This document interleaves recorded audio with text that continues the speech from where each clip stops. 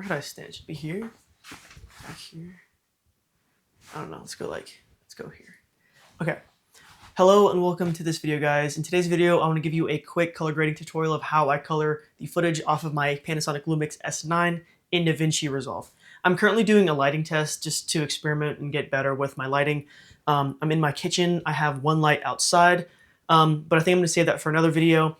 But like I mentioned in this video, I just want to show you my process of color grading the vlog that I get out of my Lumix S9 all the way to a finally fully finished graded 709 image that is ready to be shared and delivered. It's something crazy, and I'm still learning a lot about color grading and lighting and shooting in general, but I feel like I have come a long way from when I started color grading in DaVinci till the point that I'm at right now. But I will most likely be making an update video sometime in the future because my grading methods are constantly changing as I learn new techniques and figure out ways to grade things differently that suit my taste as that kind of evolves. So without further ado, I hope you guys have enjoyed the clips that I've put on screen. And let's hop into DaVinci Resolve on my laptop so I can show you how I grade the footage coming off of my Panasonic Lumix S9. Okay, so I just want to get started quickly, but before I do that, I want to just kind of mention the structure that I want to go about with this video. In the past, I've made one other video about color grading, and in that video, I kind of showed the start to finish process of me making the entire node tree. But in this video, like I mentioned before, I actually just want to show you the node tree and show you exactly what each individual piece is doing instead of trying to go through and construct the individual node trees. So I have a couple different clips that I'll be sharing today. So yeah, let's just get right into it. So the first thing I'll say is this orange bar up here, it's just film grain. So I'm just going to turn this off for the sake of color grading because it just makes everything much, much easier. Okay, so here's the first clip. This was, I shot this right before I shot the intro clip, so that's why it looks the exact same. And here you go. You can see the node tree that I use. I use the cineon film emulation thing. One thing I will say is I actually forgot to change these. They should say log to DWG and then DWG to cineon. DWG stands for DaVinci Wide Gamut, but I'll go into detail about that in a little bit. Before we get started, though, let me just go ahead and change that so it's not confusing for not even you, just for me. DWG to cineon. Okay, there we go. That helps. So first thing that we're going to do is I want to show you a before and after. So this is a before. This is just straight up this is the vlog straight out of the S9, and this is the graded clip. And like I kind of mentioned before, using the cineon look, I kind of want to go for a film look with my footage without actually shooting film. I know that's kind of a popular style of color grading, but I am someone that shoots a lot of film, and so that look is something that I do strive to recreate in my digital images. So again, before and after. And let me just show you what everything is doing. If I knew how to turn all of these off at the same time, I would, but I genuinely don't know how to. If you know how to, please tell me because that would save me a lot of time. So here we go. We're back to the log footage. And what I would do first is if I was to be constructing this node myself, I would turn on the log to DaVinci Wide Gamut, DaVinci Wide Gamut to cineon, and then finally cineon to Rec 709. And the way that I go about this is you click on a node, go to effects, and then you search color space transform, and you click on it, and then there you go. I'll just show you real quick for those that might not know. What did I just do? Wait. Oh my gosh. Oh wait, Command D. What is that? Oh, I just figured it out. Is it Option D to turn all of them off? Oh my gosh. Okay, never mind. I just figured that out. Option D is to turn all the nodes off at the same time. That's crazy. I did that on accident. Okay, anyways, clicking on the new node, just go to Effects, look up Color Space Transform, and then I lost my node. Then you're going to just drag Color Space Transform onto your clip, and this is when you would change the Color Space Transform settings. So for me personally, shooting Panasonic Vlog, I would scroll down to, where is it? Panasonic V Gamut, and then your input gamma is going to be V log. And then your output color space, this is kind of up to you. In my case, this is when I would change this to DaVinci Wide Gamut, and the output gamma I change to, or sorry, I don't change, and I leave that as use timeline. So that's essentially how you would do something like this. That's what I'll do for the first node. So let me show you. So the first node, second node, and the third. So DaVinci Wide Gamut, same thing right here. Just go DaVinci Wide Gamut, use timeline, and then cineon film log. Jeez. And then all the way down to the bottom is going to be use timeline, cineon film log, use timeline.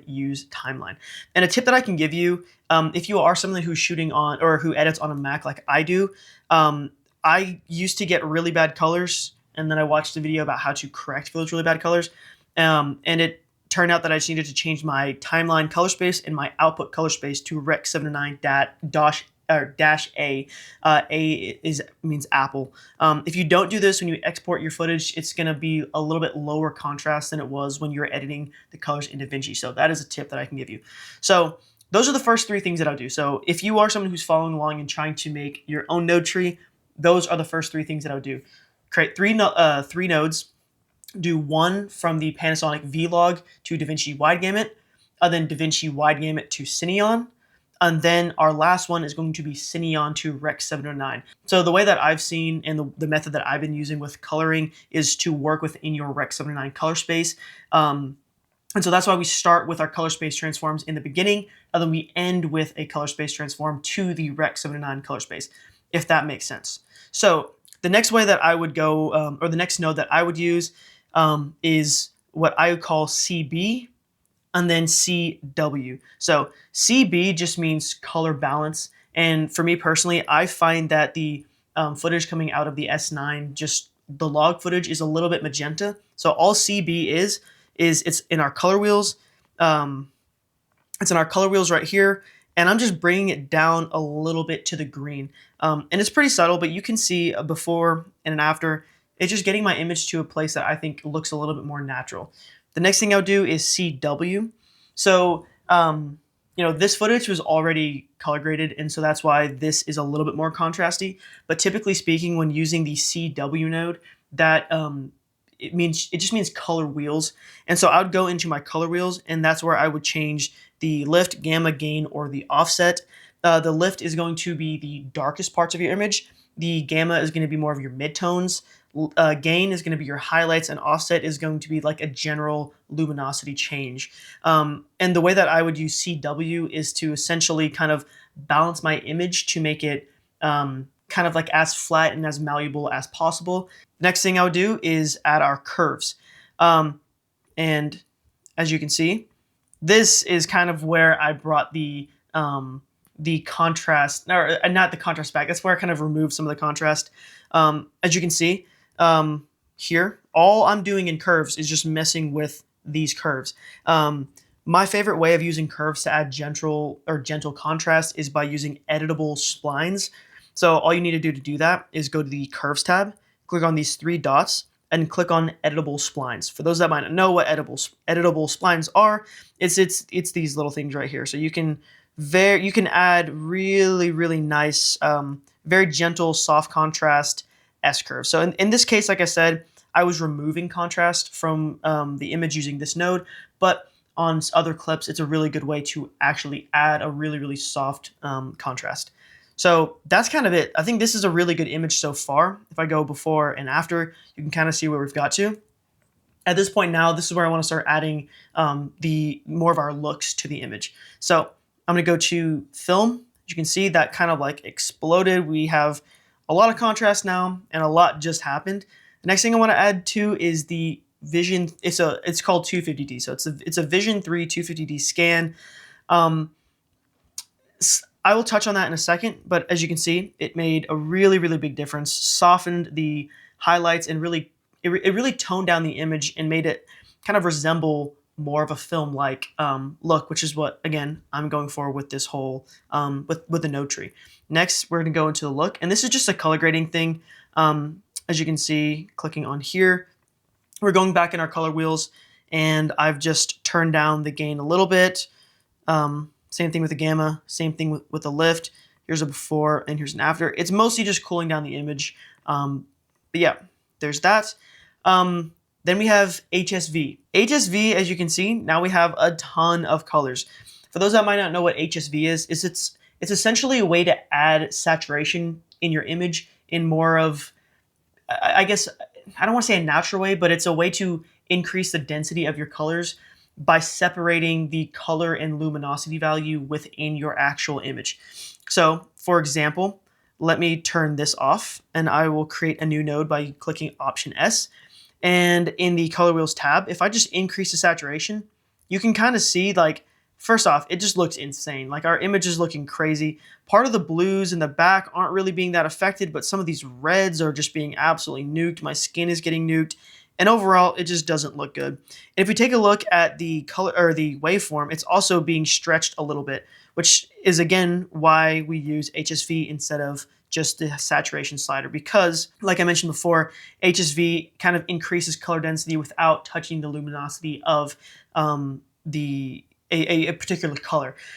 I'm not going to pretend like I know everything about it. There are a ton of videos about HSV nodes and like exactly what they do and all that stuff, but that's what this is. If you are interested in learning how to do an HSV node, just click on, let me make a new node. Here we go. So clicking on our node, double click it, go to color space, and you're going to click HSV. Then you're going to click it again, right click, go to channels, disable channel 1 by clicking on it. And then you're going to go back and disable channel 3 also by clicking on it. And now we've just made ourselves an HSV node. So keeping clicked on the node, go to the color wheels, then you click gamma. Then just by sliding this down, you can see our colors are being increased. The saturation is being increased, but it's in a much more natural way. And obviously, I think I've gone overboard, but you can kind of do some crazy stuff with it. But anyways, that's how you do an HSV node. So turn that back on. And then HSL, I don't even know, did I do anything in this? I didn't. This is just something that I keep in the node tree that I don't necessarily use all the time. But the way that I would use the HSL is if, say, there's a color that I want to tweak the hue, saturation, or luminance of, I could very easily do that. So for instance, clicking on HSL, I'm in the hue versus hue of the curves tab. So what I'm gonna do is I'm just gonna grab this tool, click on a blue, all right? And then I can just kind of change the colors. As you can see, it's being pretty weird because not all the colors are being selected. So that's one thing you have to be careful of with the or using like the hue versus hue or hue versus sat or hue versus luminance tabs, is you can kind of go overboard. And in these tabs, you don't really want to do ultra specific adjustments because, as you saw in this case, it kind of just ruins the stuff around it. What I would recommend instead is to just like click on one of these colors and to instead, then do the adjustments, because you just have a much more broad selection, and so things are going to be able to fade more naturally into each other. You can already see how much better this looks just by not doing such a specific adjustment. I don't feel the need to do anything to this image, but essentially that's what I would do. You can do the same thing in the saturation, and then also the same thing in hue versus luminance. Click on the blues, and then I can like darken or increase the luminance on any of these colors. So again, that's not really doing anything in this particular instance, but I like to have it just for when I want to use it. Last but not least is skin. Again, this is doing nothing in this particular instance, but it is a very useful tool. So I'm going to go into the color slice tab, and in here, if you click on this, you can see exactly what so this is called the skin tab. Skin tab. Anyways, this is the skin thing. I don't know what I would call this, but you can see what colors are being affected. And so if I wanted to, I could, increase the saturation of just this, which obviously looks crazy. Same thing with the reds. Now, again, I've kind of nuked my skin, but most other things aren't really being affected. And that's kind of, that's the usefulness of this tab. Again, in this particular instance, I'm not using it, but I do like to keep it because it is a very useful node to have. And so here we are, back to the fully graded versus the ungraded. I did not mean to open that. And as we can see, just turning on a little bit of the film grain. I don't know how easily it's going to pop up or show up on this, but I like doing this on my images just to have a little bit of grain. But yeah, that's essentially it. That's how I would color grade. That is how I color graded this. Now, one thing I do want to talk about is the 250D node. So going into my LUTs, this is what it is. It's called the GR Film Look DWG. That standing for DaVinci Wide Gamut. That's why I use the log to DaVinci Wide Gamut, then DaVinci Wide Gamut to Cineon. That's the whole reason why I use DaVinci Wide Gamut. If I wasn't using the Film Look, I would instead be using the R-Log C channel, which is what this was before. But onto this. In my opinion, this is probably the single best thing that I've ever purchased when it comes to my color grading. As you can see, with and without it, it just it really tones down the image in a really, really beautiful way. It cools down the highlights. It makes skin tones look beautiful. It genuinely is the best thing that I've ever purchased. And I only paid $5 for it. There's this guy, his name is, I think it's Greg Robert. I kept on seeing his posts on Threads, kind of like promoting this, and that he was having a sale, and then he was going to be taking it down forever. And I saw it, went on his website, saw his $5, and got distracted. And like a week later, I saw him make a post about it, and I was like, oh, it's only $5. What's the harm? If I don't like it, I don't like it. But it only cost me $5. So I bought it, started using it, and like I mentioned, it's probably the single best thing that I've ever purchased when it comes to leveling up my color grade, because it's such a small and simple thing, but as you can see, it's so powerful and it makes such a big difference in my footage. But like I said, it's unfortunately not available anymore. Greg, again, I'm pretty sure that's what his name is. I really hope. If it's not, I'm going to put his actual name on the screen. But I don't think he sells it anymore. Actually, I know for a fact he doesn't sell it anymore. Before I made this video, I went to his website to check, and it was not on there for sale. However, he does have a bigger pack that's $35, but there isn't a lot of information about what all comes with that pack. So if you're interested, I'll leave a link in the description, but buy it at your own discretion. If you are interested in maybe seeing what it comes with, maybe shoot him an email or something. But yeah, this whole node tree I do have for sale on the website. If you are someone who doesn't want to take the time to make it, it's also only $5. However, everything will be included besides the 250D node because it is not mine to sell. So if you are interested in picking up this node or just replicating it yourself, here's a video. And again, I will leave Greg's video in the description. So now that I've showed you that one, we can see, just copy and pasting it to all of these, you can see exactly what it's done. It works really, really well. This is probably a little bit contrasty, so if I was to go through here, I'd go to the color wheels and honestly just bring up the whole exposure, because again, it just looks pretty dark. So let me lift the gammas a little bit, and then I'm going to drop the gain. I don't know how much that really helped, if I'm being honest, but there we go. And so again, this whole system is the exact same, or the whole color grading system is the exact same, so I don't need to go through all of those extra nodes. Next up, we have this clip from when I was in Arkansas a few weeks ago. And here you go. Here's the before and after. As you can see, I still haven't changed these. Oopsies, I'm not going to, but you know, it's logged to DaVinci Wide Gamut to Cineon. So again, here's a before and here's an after. Option D to deselect. That is awesome. I'm so glad I figured that out. I guess if you're on Windows, it's going to be Alt D. So again, we're going to turn these three on, and now we have a pretty decent looking image. We have something that resembles an actual image. So then we're going to go into color balance. Again, just a little bit of green to correct for the cast that I find that the Lumix S9 has with the log footage. Again, it's just adding a little bit of green, which I think makes a better image. Next, CW for color wheels. Again, now this is just making a more neutral image, so I have a better base for the curves tab, or the curves node, which is next. So here we go. Again, it's really not doing too much. It's mostly just darkening the footage. If we go here, you can kind of see what it's doing. It's just bringing the darker parts down a little bit and boosting the highlights just a little bit. Look that I want this scene to look like. is a pretty low contrast, pretty almost like moody look. As you can see, it's extremely foggy, so I don't want to like nuke it with contrast or colors. I do want it to look stylized yet natural, if that makes sense. So now we're gonna go and turn on the film look. As you can see, this is like pretty warm, which is not the look that I want to go for.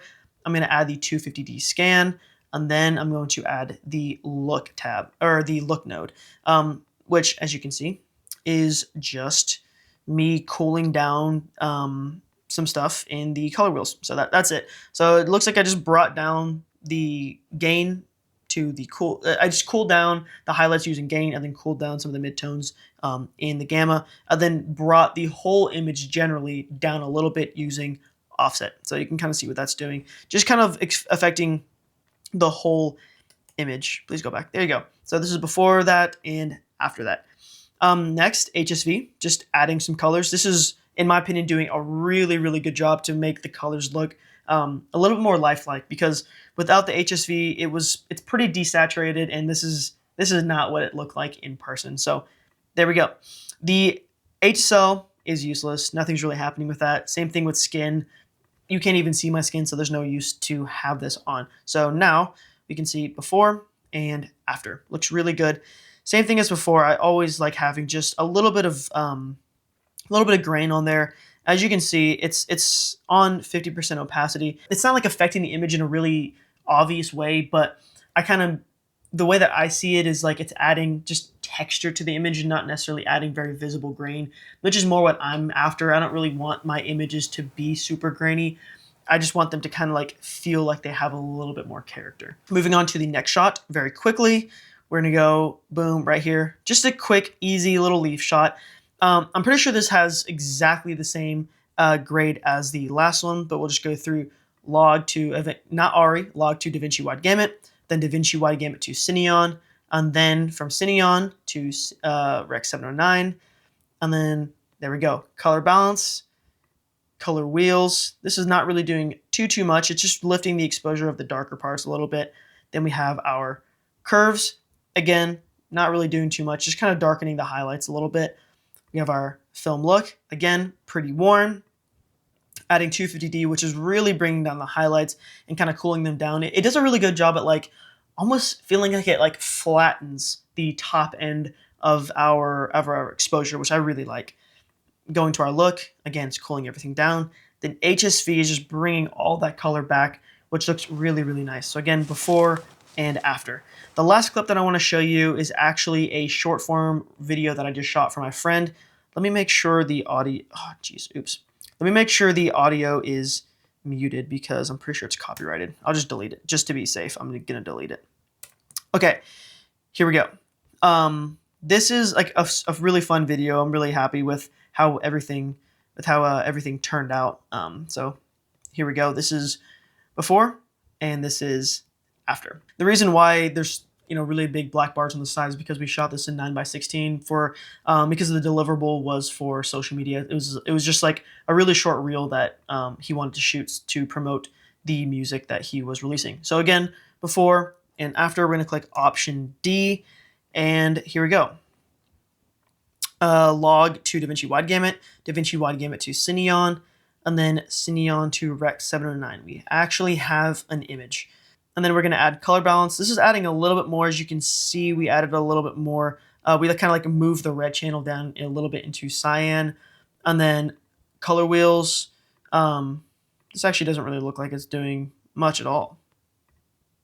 It's actually, I mean, it's barely doing anything. Catch the gamma went up a little bit. The lift went down a little bit. Going to our curves. This is really now flattening the image. Go to our film look here. Now we really have a lot of our image coming back, but as you can see, the image is pretty warm. So we're going to turn on our 250D LUT, which really brings it down and tones down the colors. It makes everything just look better, like way better in my opinion. Then we're going to turn on our look. Then HSV, bring some color back in, actually bring a lot of color back in. And then HSL, this is doing something. So here's actually, I guess, the first example of what HSL is doing for us. So we're going to zoom into these lights because this is exactly what I wanted to do. or this is what I really wanted to emphasize using the HSL node. So before and after. So before, you can kind of see that there was like a little bit of like a greenish blue tint around them. Not tint, but it's like there's a glow around the lights. I was using a diffusion filter on this, and that kind of carried, you know, the brightness of the lights. And I really wanted to emphasize the color in them, just to add a little bit of color contrast with the image. You have like blue lights up top, and then a much warmer, almost greenish rest of the image. So as you can see here, we have our hue versus hue, and then our hue versus sat. Did I do anything in luminance? I did. Okay, so I actually used all three of them. So as you can see, I used a really, really wide selection to make sure, again, everything wasn't like, or I wasn't like making one particular color, you know, go up or down. It was kind of like a spectrum around to kind of bring up or bring down the hue, the saturation, or the luminance, just to try to make things feel a little bit more uniform. So yeah, as you can see, I brought these down a little bit, almost a little bit purplish, increased the saturation quite a bit. And then I also increased the luminance just a little bit. So the difference is subtle. It's nothing huge, but it does make a nice difference to just kind of emphasize a little bit more of that color in the image. But anyways, that's kind of it. I hope this video was helpful. Like I mentioned in the intro of the video, this is not like an end-all be-all, a one-step approach to color grading. I feel like my methods are constantly changing, constantly evolving. I started using DaVinci Resolve in the beginning of last year, 2024, and I feel like, you know, I've learned so much, but I still have so much to learn. And so I can definitely see there being another video on the horizon, probably not anytime soon necessarily, but sometime in the future as, you know, my methods evolve and as I get better and more efficient with my workflows. So again, I hope this video was interesting, and I hope it was very helpful to the Panasonic Lumix S9 users. If you are someone who doesn't own the S9 that is still interested in the node tree that I use, it is available on my website, like I mentioned, and all you have to do is input your colors, or the color, oh my gosh, your camera's color space, the gamma, and all that stuff. So it's like a universal transformation. You don't necessarily have to have the S9 shoot in V-Log. It's any camera, whether you're shooting Nikon N-Log or, you know, Sony S-Log, can be used with the node tree that I provided. So yeah, again, if you've made it this far, I know this was probably a really long video, but if you've made it this far, I really do appreciate it. This is going to be part one of a 3-part series about the Lumix S9, which I'm using to film myself right now. So this was color grading with the Lumix. The next video is going to be my filmmaking rig, and, you know, more sample shots that I've taken with it. And the third and final video is going to be a quick first impressions of the filmmaking rig that I have. So if you're interested in watching those videos and kind of learning more about my setup and how I film the things that I film, please consider subscribing to the channel so you know when those videos come out, because it should be soon. My plan is to have all 3 of those videos out within a week and a half to 2 weeks of this video going live. Okay, one more thing. If you like what you saw, please consider, again, subscribing to the channel. It does help me out a lot. If you want to check out more of my work, I'll leave my Instagram on the screen right now, as well as a link to my Instagram and my website in the description below. So on that note, I've rambled on much too long, but again, thank you guys so much for watching this video. I really, really appreciate it if you've made it this far. And yeah, I will see you guys in the next one. Peace.